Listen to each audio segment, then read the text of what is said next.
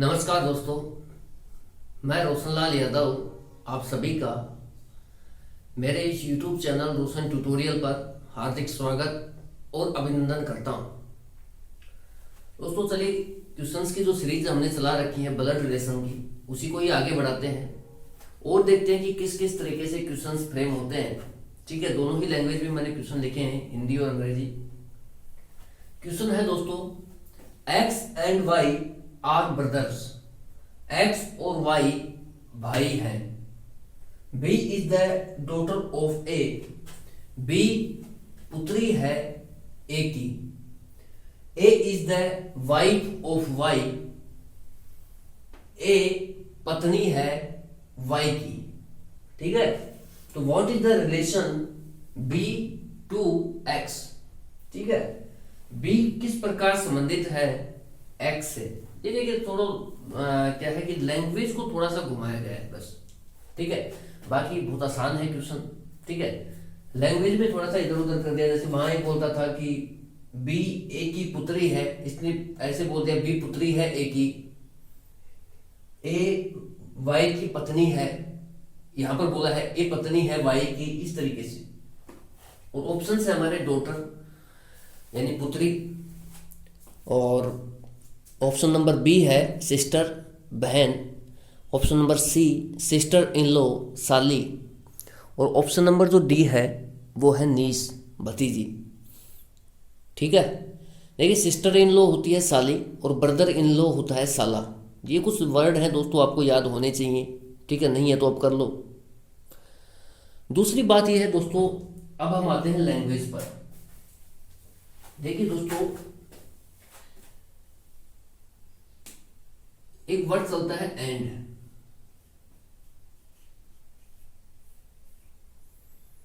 इसका हिंदी मीनिंग होता है और। मैं इसके बारे में बताता हूं आपको कि इनका मतलब होता क्या है। ठीक है, ये क्या है दोस्तों, कंजक्शन है, कनेक्ट करने का काम करते हैं। इंग्लिश का वर्ड है एंड। दोस्तों मेरा कहने का मतलब ये है कि जो एंड है इसके इधर जो भी आएगा और एंड के जो बाद जो भी आएगा, इसने देखिए यहां पर बोला है एक्स और वाई भाई हैं। X and Y are brothers. मैं इस स्टेटमेंट को क्लियर कर रहा हूं आपको। ठीक है, जेंडर कैसे क्लियर होते हैं वो सब देख लेते हैं एक बार, 1 मिनट लगेगा।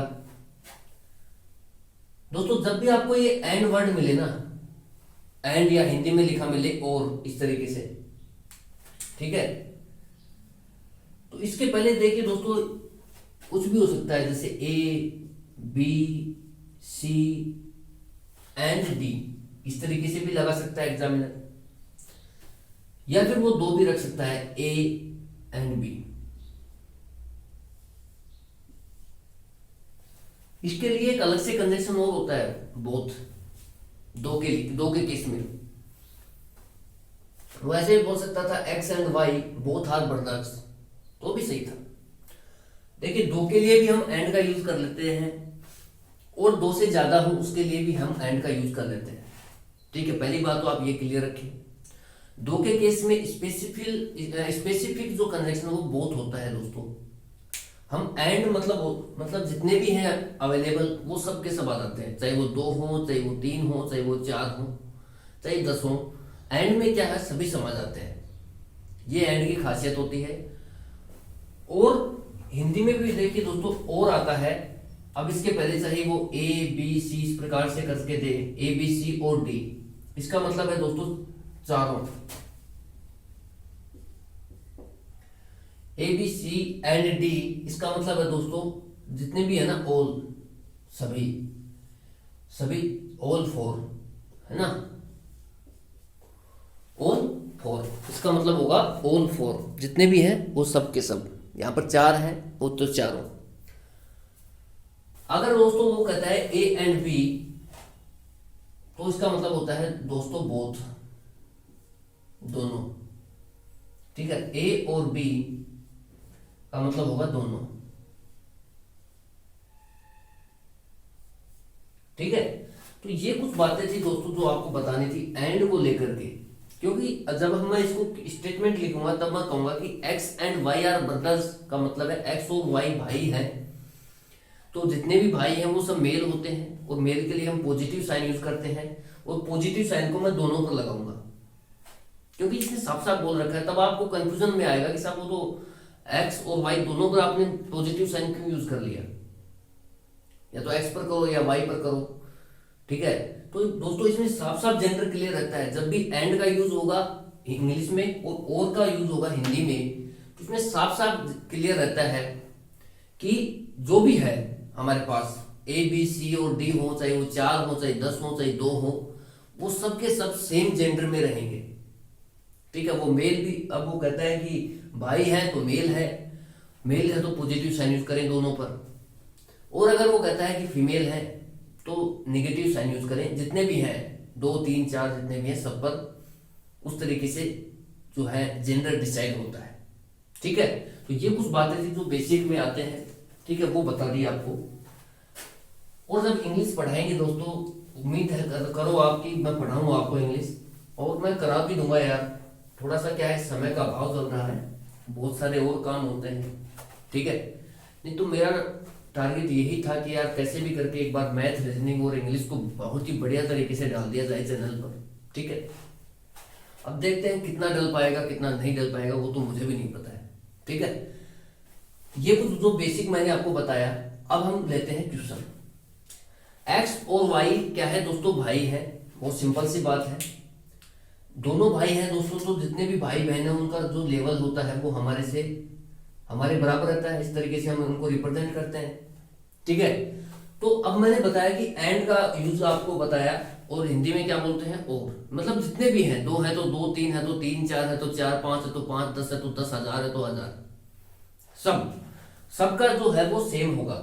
चाहे वो मेल है तो मेल, फीमेल है तो फीमेल, दोनों ही मेल रहेंगे, दोनों ही फीमेल रहेंगे, ठीक है, जोड़े में रहेंगे। ऐसे नहीं हो सकता कि एक मेल हो जाएगा एक फीमेल हो जाएगा। कब, जब आप एंड का यूज करते हैं तब। जब आप एंड का यूज करेंगे तब ऐसा नहीं हो सकता दोस्तों कि एक तो मेल हो जाए एक फीमेल हो जाए। एंड का मतलब ही क्या है, जो भी है वो सब है, सब पर लागू है। चाहे वो 2 है तो दोनों पर लागू होगा सेम। अगर वो मेल है तो दोनों ही मेल होंगे, फीमेल है तो दोनों ही फीमेल होंगे, ठीक है। ये होती है एंड की खासियत, हिंदी में बोले तो। और इसने कहा कि भाई हैं, जो जितने भी भाई होते हैं दोस्तों वो सब क्या होते हैं, जितने भी ब्रदर है वो सब मेल होते हैं। मेल के लिए हम पॉजिटिव साइन यूज करते हैं, ठीक है। तो भाई यहाँ पर पॉजिटिव साइन आ जाएगा दोनों पर। इस चीज को समझाने के लिए मैंने अभी आपको तामझाम बताए थे, ठीक है, एंड वाले। अब बात करते हैं आगे। बी पुत्री है ए की, B is the daughter of A. अब आप ये देखिए दोस्तों, कहीं से भी स्टेटमेंट कनेक्ट हो रहा है क्या, नहीं हो रहा है यार, सीधी बात है। स्टेटमेंट के कनेक्शन के लिए या तो वो एक्स के साथ कनेक्ट करेगा या फिर वो वाई के साथ कनेक्ट कर सकते हैं। एक्स और वाई के अलावा अगर स्टेटमेंट में कुछ भी आ रहा है तो हम इसको कनेक्ट नहीं कर सकते, सिंपल सी बात है। तो आगे बढ़ते हैं। आगे कह रहा है कि ए पत्नी है वाई की। अब देखिए यहां पर मैं कह रहा हूं कि आपको वो एक स्टेटमेंट या मैक्सिमम 2 स्टेटमेंट स्किप करा सकता है। तीसरे स्टेटमेंट में तो उसकी मजबूरी आ जाती है, उसको कनेक्ट करना ही पड़ेगा, ठीक है। तो आप डायरेक्ट कनेक्ट करें, ऐसे बार बार लिखने, कोने में लिखने की इस तरीके की आदत छोड़े दोस्तों, क्योंकि ये कंपटीशन है और कंपटीशन में वही जीतेगा जो उसके माइंड में ज्यादा चीजें दिमाग में समाई हुई रहेंगी, ठीक है। लिखोगे कितना यार, कितना लिखोगे, बहुत सिलेबस है। अभी तो रीजनिंग चल रहा है, उसके बाद मैथ है, फिर इंग्लिश है और जीएस है, जीके है, कितना दुनिया भर का करंट है। सिलेबस अथाह भंडार है यहाँ, ठीक है। तो चीजों को दिमाग में रखने की कोशिश करें। कुछ नहीं है यार, 1-2 सेंटेंस को स्किप करना है, बाद में अपने आप कनेक्ट करके देगा वो। एग्जामिनर की मजबूरी है बेचारे की, ठीक है। तो बाद में देखिए आप उसको, इसने यहाँ कनेक्ट किया, ए पत्नी है वाई की। अब आप ये दोस्तों ये देखिए संबंध किसका बताया जा रहा है, ए का। क्या है दोस्तों, पत्नी है। किसकी पत्नी है, किसके रिस्पेक्ट में बताया जा रहा है, वाई के रिस्पेक्ट में बताया जा रहा है, ठीक है। तो दोस्तों ये पत्नी है, तो डबल बॉन्ड से रिप्रेजेंट करेंगे इसको क्या आएगा, ए। और जो दोस्तों पत्नियां हैं, जितने भी पत्नियां हैं, ठीक है, वाइफ है, वो सब फीमेल होती हैं, और फीमेल के लिए हम नेगेटिव साइन का यूज करते हैं, ठीक है। अब ये कनेक्ट हो जाएगा, बी पुत्री है ए की, क्योंकि हमारे को ए मिल गया, ठीक है। अब ये साफ साफ कह रहा है कि जो बी है ना, संबंध किसका बताया जा रहा है, बी का। किसके रेस्पेक्ट में बताया जा रहा है, ए के रेस्पेक्ट में बताया जा रहा है। ठीक है, तो दोस्तों ये पुत्री है बी, और जितनी भी पुत्रियां हैं, जितने भी डॉटर हैं दोस्तों, वो सब क्या होंगी, फीमेल होती हैं, और फीमेल के लिए हम निगेटिव साइन का यूज करते हैं। ठीक है, तो इस तरीके से देखिए ये अपना जो डायग्राम है ये फ्लो हो गया। अब संबंध चाहे कुछ भी पूछे यार, संबंध बताना कोई बड़े खेल है ही नहीं, मैं पहले शुरू से कह रहा हूं आपको। ठीक है, वो कह रहे हैं बी किस प्रकार संबंधित है एक्स से। आप ये देखिए बी कहां पर है, बी यहां है और एक्स कहां है, यहां है। ठीक है, अब ये पूछा है कि संबंध किसका पूछा गया है, बी का। तो एरो को लिया है बी की तरफ, एरो की जो डायरेक्शन होगी वो बी की तरफ करें आप। ठीक है, तो बी का एक्स, बी किस प्रकार संबंधित है एक्स से, या फिर इसको हम ये भी बोल सकते हैं बी का एक्स के साथ क्या संबंध है। ठीक है, तो दोस्तों अगर मैं यहां पर खुद को मानता हूं, मान लो तो ये मेरी क्या है, माता है, मदर है। ठीक है, देख लेते हैं दिख रहा है कि नहीं दिख रहा भाई। ठीक है, बढ़िया दिख रहा है, माता है। और माता का जो पति है दोस्तों वो क्या लगेगा मेरा, जैसे मैं खुद को यहाँ एज्यूम करता हूं तो ये क्या लगेगा, ये पिता लगेगा। ये जो संबंध है दोस्तों बी के रेस्पेक्ट में बताए जा रहे हैं, आपको बार बार बोल रहा हूं कि ये संबंध जो है बी के रेस्पेक्ट में बताए जा रहे हैं। ठीक है, और ये जो है दोस्तों पिता का जो भाई होगा ये या तो मेरा चाचा लगेगा या फिर मेरा ताऊ लगेगा। अगर वो मेरे पिता से छोटा है तो चाचा, और पिता से बड़ा है तो ताऊ। ठीक है, पिता से छोटा है तो अंकल, चाचा चाचा चाचा। ठीक है, और पिता से बड़ा है तो ताऊ। क्योंकि यहां पर देखिए दोस्तों इसमें उम्र का कोई इश्यू नहीं रहता है ब्लड रिलेशन में। ठीक है, ब्लड रिलेशन के जो क्वेश्चंस आते हैं वैसे तो रहता है यार। ठीक है, उनमें उम्र का स्पेसिफिक करना जरूरी नहीं होता है कि कौन छोटा है कौन बड़ा है, इस तरीके से। ठीक है, उसके लिए अलग से क्वेश्चंस फ्रेम करता है बोर्ड। ठीक है, तो यहां सिर्फ वो रिलेशन पूछना चाहता है बस कि यार रिलेशन बता दो। तो सिंपल सी बात है दोस्तों कि अब आपके साथ संबंध आ गए कि बी, इसने क्या पूछा है कि बी का, अगर वो पूछता हमारे से एक्स का बी से क्या संबंध है, तो दोस्तों एक्स जो है ये तो इसका चाचा लगता है या इसका ताऊ लगता है। तब उस केस में अंकल जो ऑप्शन होता चाचा या ताऊ का, वो हमारा राइट ऑप्शन होता। ठीक है, स्टेटमेंट को सुनना ध्यान से। ठीक है भाई, अगर वो ये कहता तब ये चाचा या ताऊ का ऑप्शन सही होता, चाचा या ताऊ। अगर वो लैंग्वेज ये देता दोस्तों कि x का b से क्या संबंध है, तब हम एरो को x की तरफ घुमाते, और x का b के साथ जो संबंध आता दोस्तों वो आता चाचा का या ताऊ का। लेकिन इसने ये पूछा है कि b का, अगर ये पूछा है x का b के साथ क्या संबंध है तो चाचा या ताऊ।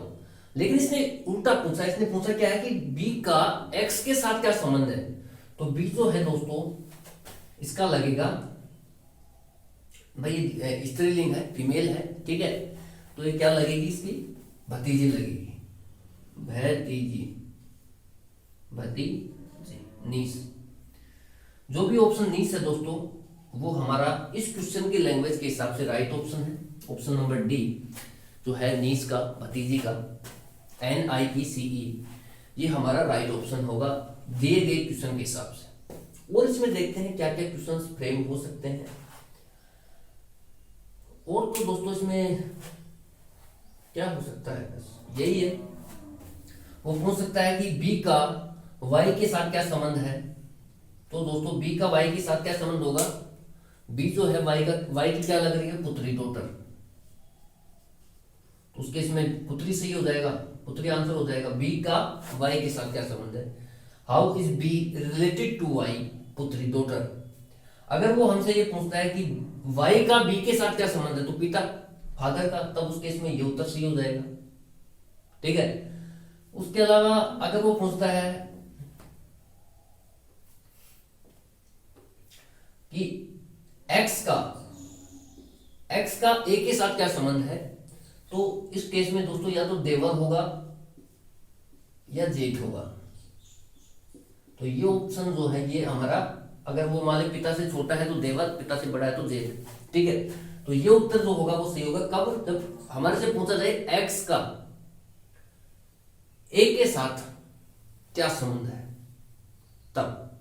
ठीक है, x का a के साथ क्या संबंध है, x जो है देवर होगा या जेठ होगा किसका, a का। बस यही प्रोबेबिलिटी है और कोई में कुछ है भी नहीं, और तो क्या पूछेंगे भाई। ठीक है, 15 मिनट ऑलमोस्ट हो चुके हैं एक क्वेश्चन में।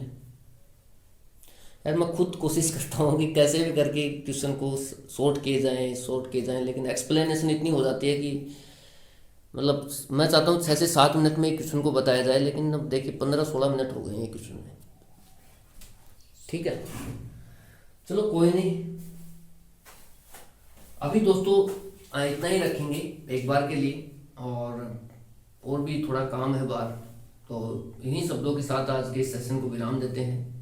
Thank you so much for watching. जय हिंद, जय भारत।